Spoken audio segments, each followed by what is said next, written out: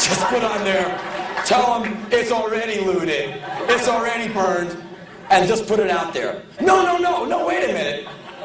Tell them there's tenants upstairs. Yeah, that's great, but there's no tenants up there. Sure there is, man. Just think it and be it, right? All right, let's get the fuck out of here. And they would leave, and you see the looters come up. All right, Apple Supplies. They're going to go in there and get themselves a 2-page color monitor, a Quadra, a laser printer, all the goodies, all the software you can stick up your ass and haul home.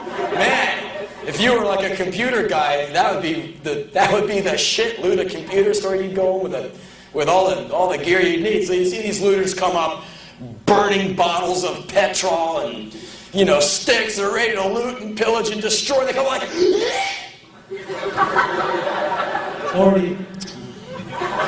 they already looted and burned it. And besides, it's just people who live up there.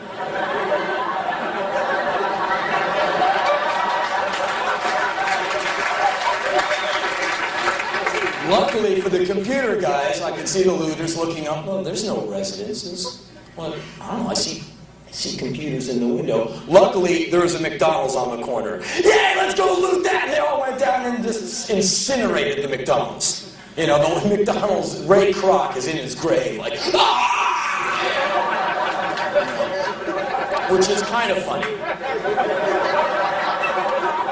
But as much as it's fun to talk about it, I think looting is fucked. You don't even clap. You're putting up with me. I really appreciate it. I wanted to tell you a story of young love. I used to work at this pet shop when I was young. Growing up, I was in Washington, D.C., and at the time, it was 95% black, and I listened to black music. I got chased by black guys. I got charged with the murder of Martin Luther King at age 6. Hundreds of years of slavery at age 8. It was a tough town. It was a politically charged environment. My mom worked for Hubert Humphrey in the late 60s for his election campaign. So me and my mom were driving her little hippie mobile VW downtown, and a mace canister bounced off the hood. And we were in it, man. And when my mom was going to those marches, and it was like, fuck yeah! She's an intense lady, man. Imagine like Mia Farrow on like cheap drugs. Like Mia Farrow, she did like a 4-foot line of cleanser. And I came after you with something. Damn, girl. So anyway, I grew up in this town that was like pretty intense, and all I listened to was like black soul radio, and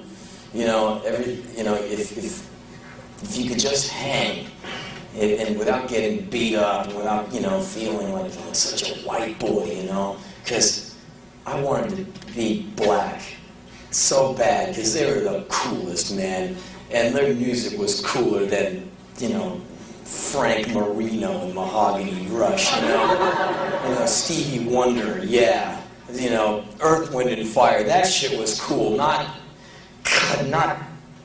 ELO.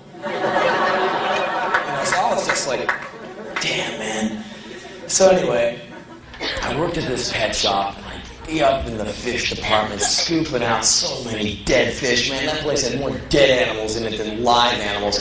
I'd go in there on Saturday to clean the shit and everything, and then just half the store's population would be dead and dried up. All the rodents, they dry up. They don't have much moisture. They don't really rot. They just kind of... And they always die in the most horrific facial expression.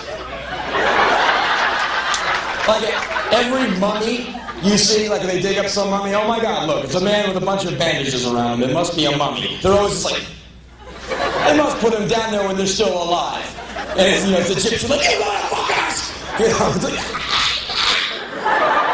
anyway, my boss, his name was Skip. And he had this daughter who went to Wilson High School, which was like the public high school, with boys and girls in it. I went to the Naval Academy prep school out in the suburbs with nothing but boys and ties and military haircuts. I wanted all the girls. but I didn't know how to talk to him because I was like this skinny, fucked up looking guy who went to an all-boys school and was jacked on Ritalin all the time, who played with shit after school every day. Pathetic. So anyway, every day after school, Skip's daughter would come into the pet shop. Her name was Rhonda. And you didn't say it like Rhonda, like, help me, Rhonda. Rhonda was, Rhonda! She was the biggest turn-on of the first 14 years of my life. She walks like she was always complacent and lazy, cigarette, gorgeous. It's like, hey, Henry. Talk like a black girl. I was like, oh, God, you are so fine. She always had the most terrifying guys with her. Like, you know, got huge guy, arm around her.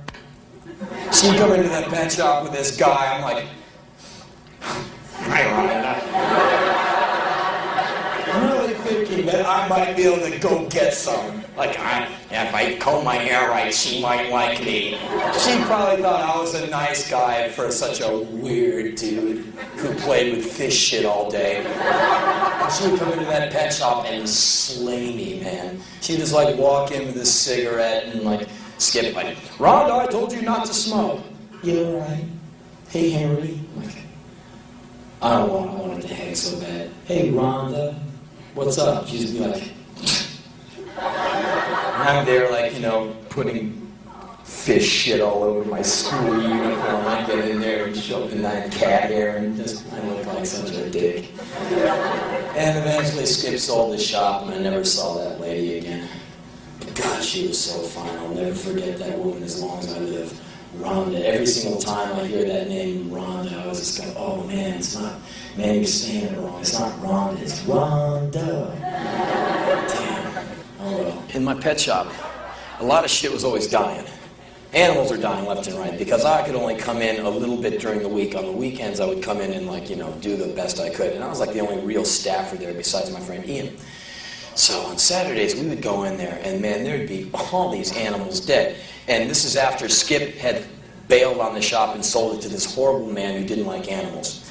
And so we had to invent all kinds of lies because we couldn't clean all the cages before all the customers came in. That's how we invented the Australian sleeping rat. Woman comes in, there are like 2 dead rats in one of the rat cages, or, you know, and, you know, the other rats are like, hey, watch it, and they're eating on them and stuff. I mean, hey, you know, that's big lunch in the corner there. And this woman comes up to me and Ian and says, excuse me, gentlemen, I think 2 of the rats are dead. And I was trying to cook up some excuse like, well, and Ian just went, those are Australian sleeping rats. I'm like, he goes, they're very lethargic. And he like picks up this dead rat and just goes, see, it's alive. And the woman goes, oh, well, it looked dead to me. I know, a lot of people are fooled. They're not very good pets, but we have them anyway. And with all the rats running around the cage, those are just normal rats. But these 2 kind of odoriferous ones, they have a strange smell about them. They smell like rotting animal. Yeah, they're Australian sleeping rats. And like the lady was like, oh, okay. And then she went away. And I was, God, Ian, that was brilliant, you know? So we had to like just fake people out all the time. And, you know, excuse me, sir, those are there's 4 dead angelfish in that tank over there. I think maybe you should clean them out. Oh no, those aren't dead. They're just up at the top waiting to get fed. You know, they're just like, because they want to be close to the food. They do that. They're very healthy and voracious fish, angelfish. You know, so one time around Easter, you'll get in 35 bunnies, sell 35 bunnies. By Monday, 20 bunnies come back because they are all dying. And why are they dying? Because the people who buy the rabbits don't listen when the young guy at the pet shop says, please feed them these Purina rabbit chow pellets. Do not feed them carrots. Do not feed them lettuce. This is not Bugs Bunny. Rabbits, domestic rabbits, cannot eat carrots because they can't digest them. So the poor bastards eat the carrots, swallow them, they don't digest, and they shit like big chunks of cement, and it rips them up from inside. It's like passing shrapnel out of your ass. You would look like Nancy Reagan after that.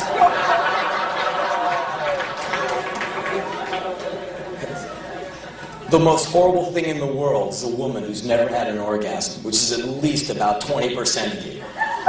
And if you don't get a chance to come, girls, you're going to end up looking like that woman. And that's a mean thing to say, and sometimes the truth hurts. And sometimes it feels real good. So anyway, one of the rabbits came back, and it was all messed up. It had the carrots coming through it. And this crazy woman had bought the rabbit. This woman was nuts. And she bought the rabbit, she returned it. And she comes in and she had named the rabbit Bun Bun the rabbit. But this woman talked like this. Here's Bun Bun. Oh shit. This is Bun Bun the rabbit. We can no longer keep Bun Bun. Bun Bun is sick. And Bun Bun was actually hanging in pretty well. When rabbits are ailing, they'll sit in the corner of their cage and just go. They're really bummed. I mean, you can really see the pain on their faces because they will panic like, oh, fuck, being a rodent, it's got a metabolism, it's really fuck. And believe me, I know what it's like. So anyway, they bring in Bun Bun, and me and Ian are trying not to laugh in this lady's face. Like, she looks away, we're like. So she's got the cage with Bun Bun, and like, you know, the cedar shavings are falling all over the place, and she's got these two kids who are like holding onto her leg and going, do we really have to give away Bun Bun? Honey, we can't keep Bun Bun. Please take Bun Bun back. I said, well, you know, the boss says there's no refunds. I can't give you any money. I don't want any money. I just want you to take good care of Bun Bun. We love Bun Bun. And the kid's like, we love Bun Bun. I'm like, okay. Well, okay, we'll take Bun Bun and see you later. And the two kids and the crazy woman leave. And so we're contemplating Bun Bun. We're looking at Bun Bun, and I said, Ian? He said, yes. I said, upstairs, you know what's in the big python tank. He says, there's a big python. I said, yeah, I think the big python is hungry. And he goes, let's feed Bun Bun to the python. All right! Because, hey, pythons have to eat too. So I took Bun Bun, and this is going to sound a little hairy to you. I took Bun Bun out of the cage, put a ruler behind Bun Bun's neck, put Bun Bun's chin and head on the countertop very hard. Bun Bun didn't know what the fuck was going on. I was like trying to get out. I grabbed Bun Bun behind the shoulders and went out and up and popped that neck. It's called a cervical snap, and I killed Bun Bun's little rodent ass. Now, there's some people in the crowd who bought that record, you know, tame yourself. What are you doing that for? Tame yourself. Me and Ted Nugent will someday make a record called Maim Yourself, and it'll be about chasing women, shooting guns, and eating hamburgers, okay? So anyway, here's the reason why I offed Bun Bun. What would be better if you were Bun Bun?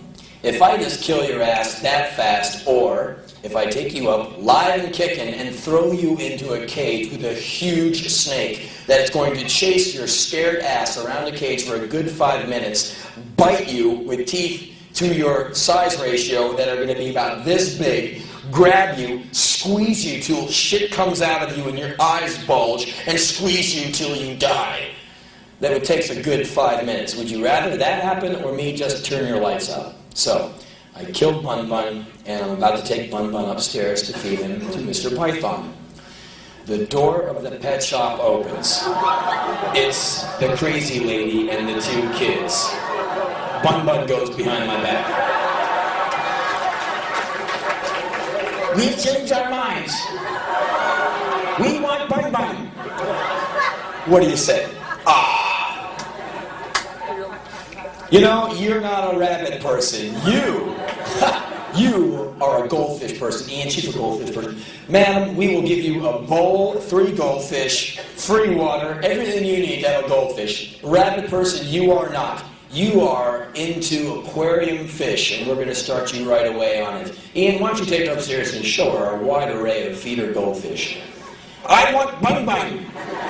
Where's Bun Bun?